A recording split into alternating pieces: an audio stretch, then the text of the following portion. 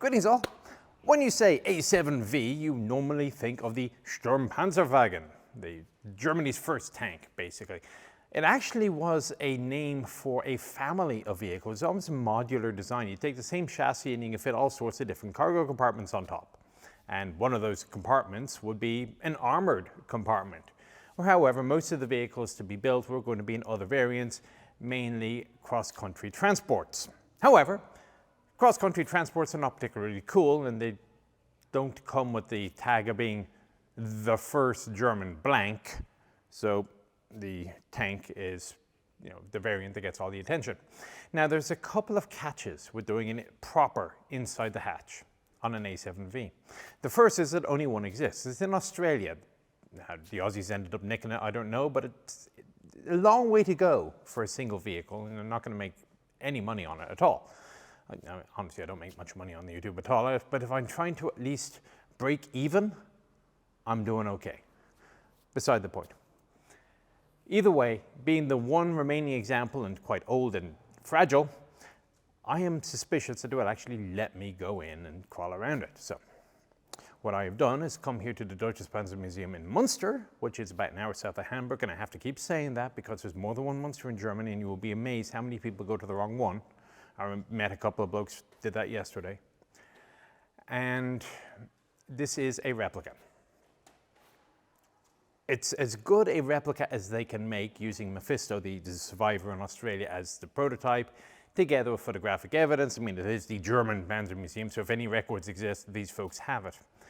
So it's not 100%, it's not the 21st vehicle of the 20 vehicle line, but it's pretty close. Secondly, the other reason not to do a full inside hatch is there are 20 places in here. The minimum crew is 18. I am not going to go through each and every place. What I am going to do is just give you an idea of the design of the vehicle, because frankly people don't think about it very much, and we've already covered the Mark IV on another channel. So A7V it is. So I'll start off with the common part, the suspension and running gear. As you can see, the running gear is effectively 3 bogies. These bogies are full width, and I mean, looking at them, they almost remind you a little bit of railway bogies for 2 reasons. Almost. The first problem is that they don't turn in the manner of a railway bogie under or a truck in American under a locomotive, but you will see that the wheels are flanged, and the flanges are interleaved. This is technically an interleaved road wheel suspension system. So on every other wheel, you see the flange is either on the outside or the inside. Now there's 2 wheels per axle, shall we say, on the bogie, because there are 2 running surfaces or rails on the track. And if you have a look where the 2 bogies interlap, you can see that if you wanted to pull the lead wheel of the second bogie, you would have to somehow get the flanges past the last wheel of the first bogie. Now, fortunately, the wheels are small enough. Maybe it's possible if you jack up the vehicle that you have an elevation difference that it's not too hard. But still, the Germans are obviously off to a running start with their interleaved design process. The other thing you'll note is that the suspension units, the trucks or bogies, are mounted, I wouldn't say fragilely to the superstructure, or vice versa, the superstructure mounted fragilely to the trucks. But you'll see that to drag the trucks along, the bogie shafts aren't all that thick, and there's actually some vertical plates of metal that intermesh so that basically the truck gets dragged along with it. Very weird. The tracks themselves, if you look to the front, that's where your tension idler is, and it's an old-fashioned screw type. If you look at the track links, which are single-piece cast, you're going to see 2 rails, and each rail is basically the running surface for the metal-on-metal road wheels, or rail wheels, for lack of a better term, which, as I say, is flanged, alternating, in order to keep the bogies on the tracks. As you come around to look at the front of the design, you'll see 3 centimeters worth of frontal armor. The tow hooks, for some reason, are shrouded, and you will also see the combination of rivets and bolts holding the thing together. And exactly where they have the underplate I really have no idea. The fun bit, however, is actually trying to get into the vehicle. So it's a nice big heavy door. And they did think about putting a couple of handles in, but as you can see, there's no place for your feet. So all you can do is just climb up and in. If you're not 2 meters tall, this could be interesting. So climbing into the gunner seat.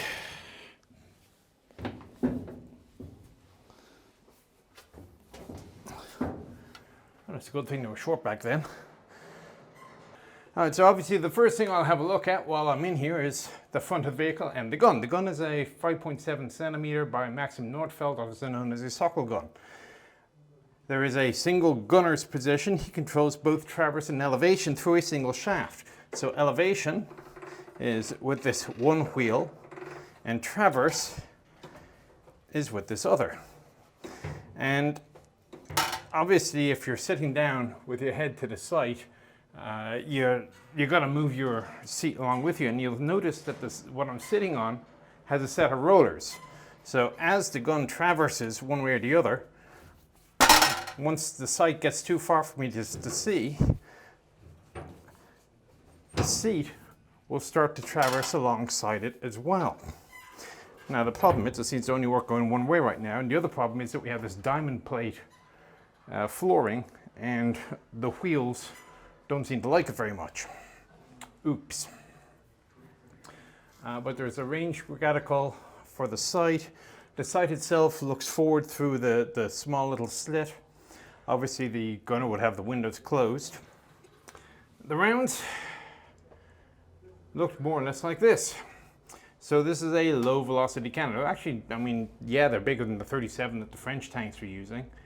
And as a 57, it's the same caliber as the British 6-pounder guns fitted to their tanks, which are also reasonably low velocity.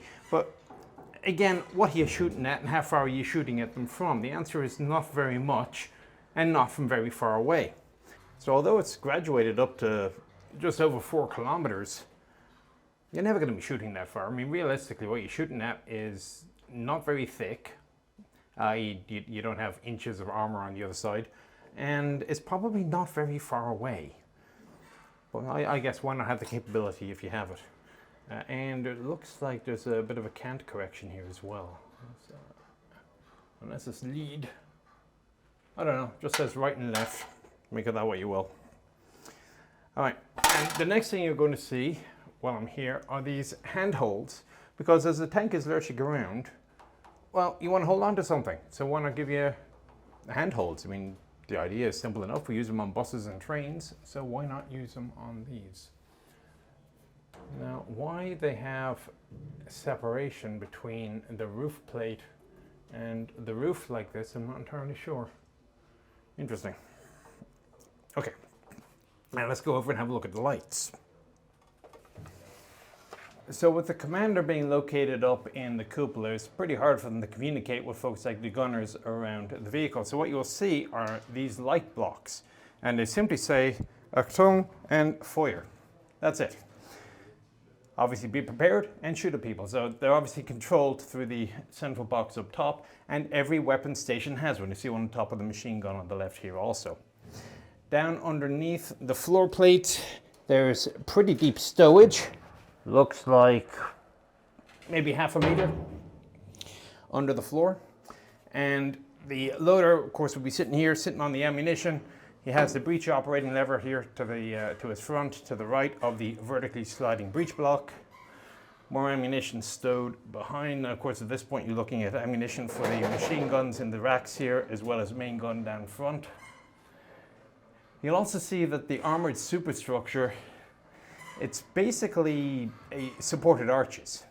So we have ribbing to which the armor plates are bolted, which, again, if you think about it, in 1917, this was pretty much standard.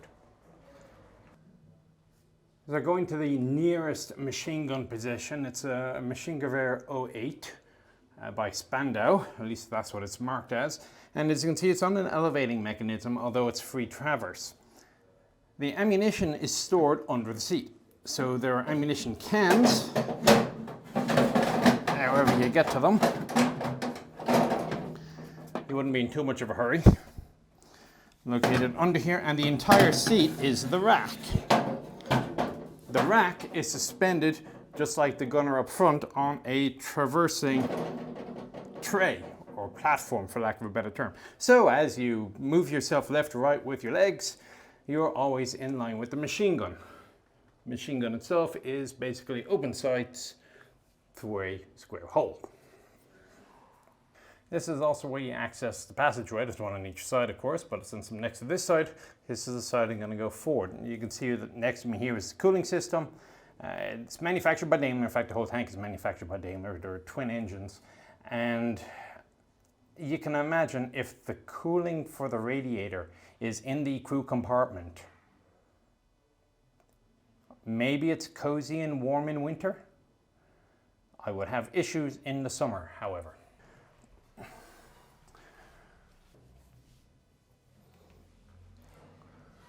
So as I work my way forward, directly under the commander's cupola is where you're going to find the engines. Now the engines are two Daimler Mercedes 4-cylinder inline 100 horsepower each. You will notice slight lack of firewalls and noise insulation, together with the fact that you have a cooling system for each engine, one on each end of the tank's cupola, or the engine compartment, whatever way you want to call it. At least the cupola doesn't look so bad.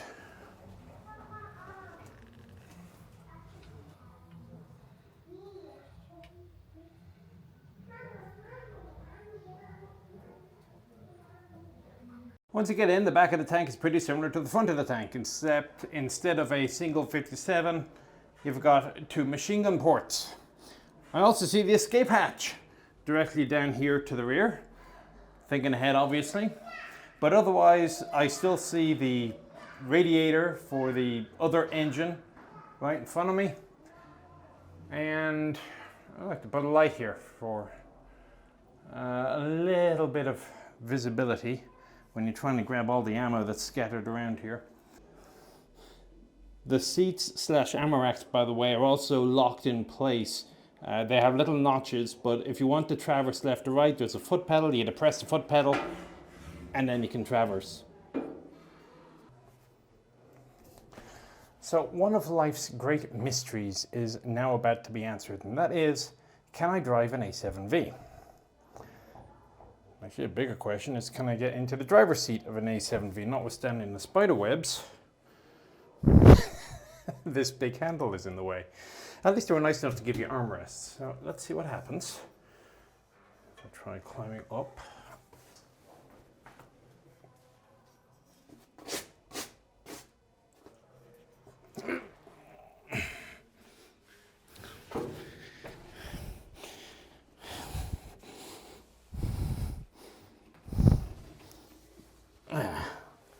There we go. I'm in the driver's position. The pedals are stupidly high. Don't know what they were thinking. No place to rest your foot.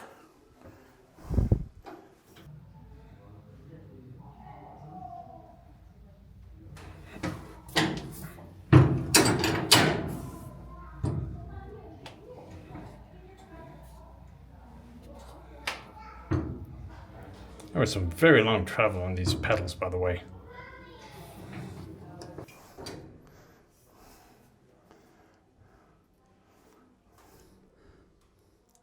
Vision isn't bad with the hatches open. I have a suspicion if I close them, they'll be a little bit worse.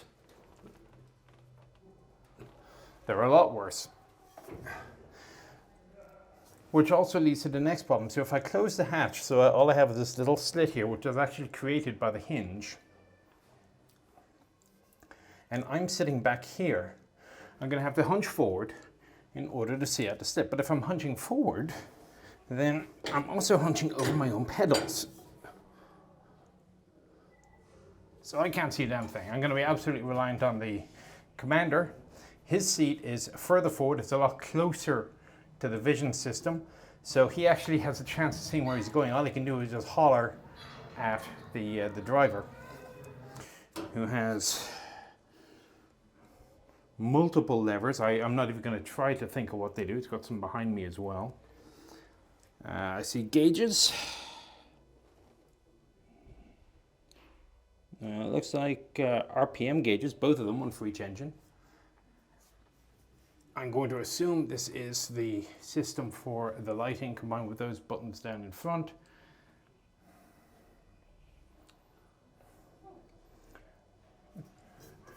You know, if anything, this seating position, I mean, looking at the long hood in front of me, this seating position reminds me very much of just, I'm driving a big truck. Just with pedals that are up as high as my knees. Interesting. One thing I do see here is he has access hatches, and there's one on the far side as well by the commander down below, so that he can open up the hatch if you need to get something and just stick your hand out. There's also a hatch directly above me. At least I think it's a hatch. I'm with no idea how it opens because I don't see what's holding it down. Going into vlog mode very quickly with the handheld, but I'm trying to navigate around here, and these platforms that everybody sits on for the gun just get in the way all the time. I mean, you can't go anywhere without having to clamber over these things. I'm happy to see that this is quite a popular exhibit. It's actually been very hard for me to film here because so many people are coming in to have a look at the tank, and of course they're taking their time, as they're well entitled to. I just have to keep waiting a very long time. That said, overall, it's a very ungainly vehicle. It's got a lot of flaws, but hey, if it's the first tank you've ever built, it's pretty much going to be par for the course. After crawling around inside it, I don't think it's necessarily any worse a design overall than the British tanks. Yes, the British tanks were slightly better trench crossers, got it. But on the other hand, they weren't designed with a modular theory in mind of armored vehicles like cross-country supply vehicles and so on. You can see why the Germans went the way they did. And once you're inside and sitting down in position, the crew positions are fairly ergonomic. The commander's position makes a lot of sense. They have a system of coordination that's not great, but what can you expect? You know, the Germans didn't do a bad job. Anyway, thanks to the Deutsches Panzermuseum in Munster, thanks to the patrons for helping pay for the ticket to get out here, and thanks to all the people who have been waiting for me while I've been doing the various bits of filming. So I hope you found it interesting and informative. Take care. I'll talk to you on the next one.